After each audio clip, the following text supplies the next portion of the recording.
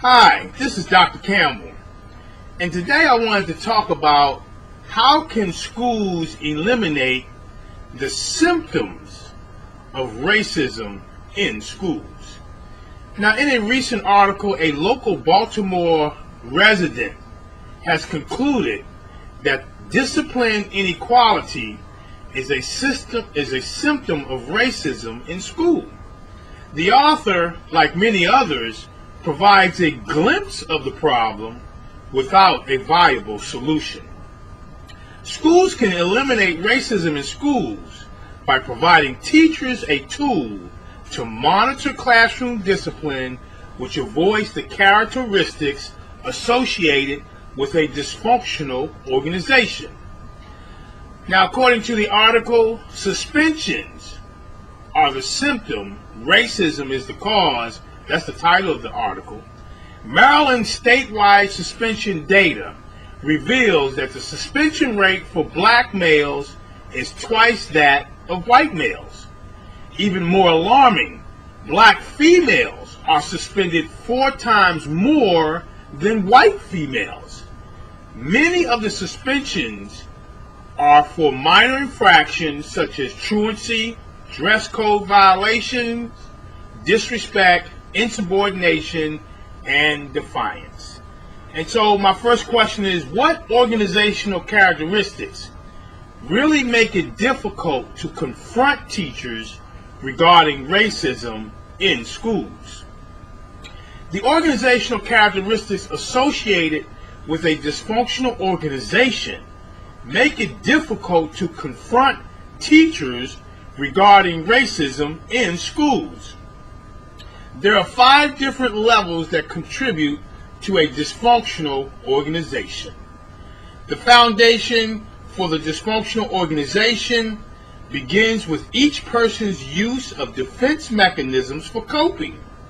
Defense mechanisms are unwritten rules an individual learns and utilizes to effectively deal with circumstances that are upsetting, embarrassing, or threatening. The second level is skilled incompetence, which is the outcome of defensive mechanisms we have internalized. When the defensive behaviors we've learned are transformed into a learned behavior, that behavior becomes a skill, even though it's an incompetent skill that we consider necessary in order to deal with issues that are embarrassing, threatening, or upsetting. A skill that is learned from the regular application of a dysfunctional defense mechanism has a high degree of incompetence embedded within it, because we are unaware of how this skill will impact our future.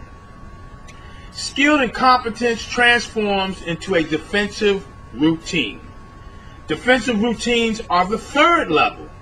When the skilled incompetence is automatically exhibited at all times, the behavior is now a defensive routine. Defensive routines lead to fancy footwork. Fancy footwork is the 4th level.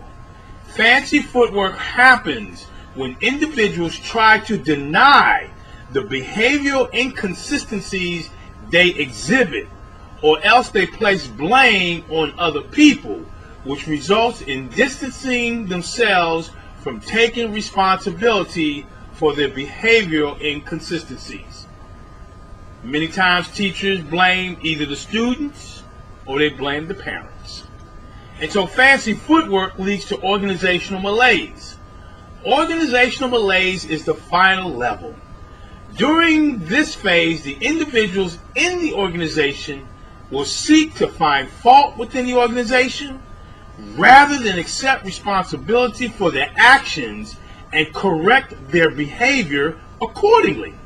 The individual continues the process by accentuating the negative and de-emphasizing the positive in an effort to cover up their actions. The organizational malaise is further exasperated by a refusal of one or all members to discuss their area of responsibility. And so the question is, How can teachers avoid the stigma associated with racism in schools?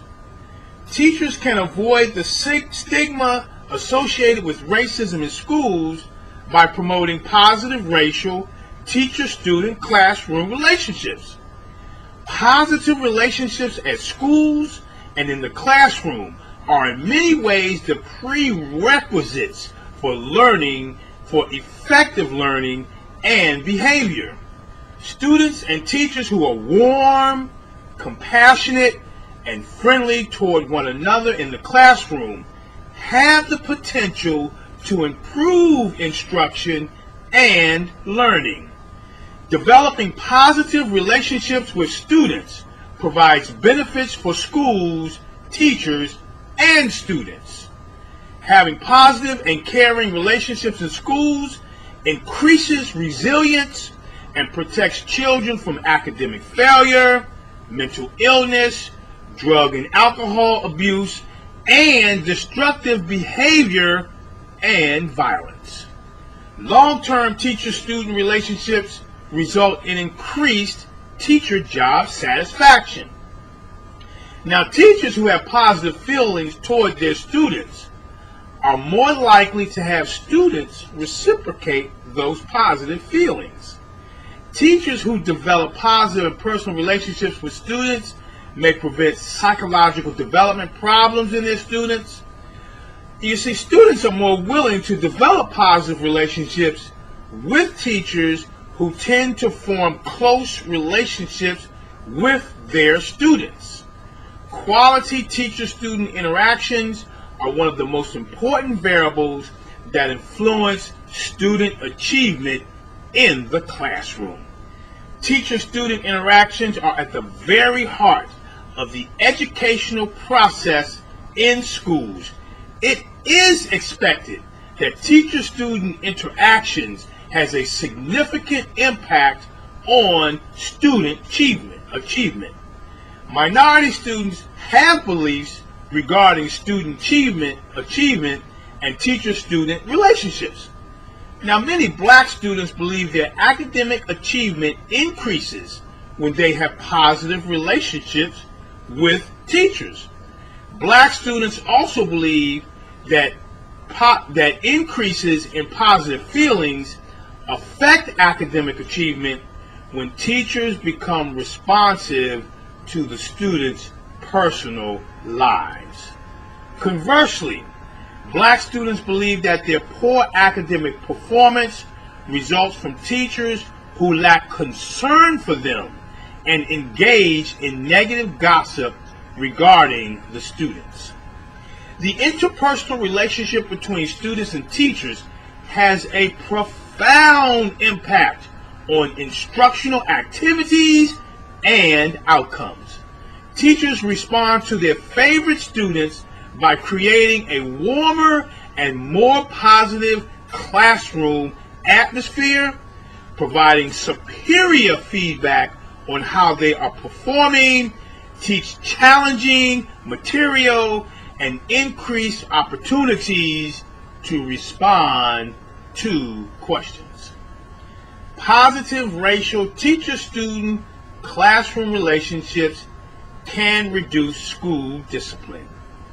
Warm relationships between teachers and students motivate students to meet teachers' requests for compliance.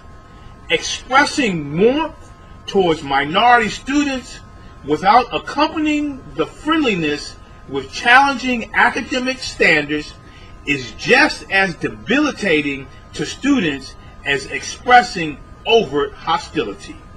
Student non-compliance with teacher requests can produce negative teacher-student classroom relationships. In conclusion, teachers can use the Accelerate Racism formula to monitor classroom discipline to ensure that they are not accused as a facilitator of racism in schools. This is Dr. Campbell. You can read about this blog as well as other information on my website, www.positiveracialrelationships.com. If you want to talk about it, you can call me on my direct line at 856-566-3267. Have a great day, and thank you very much. Yeah. Be sure to check out PositiveRacialRelationships.com. Check it. Look,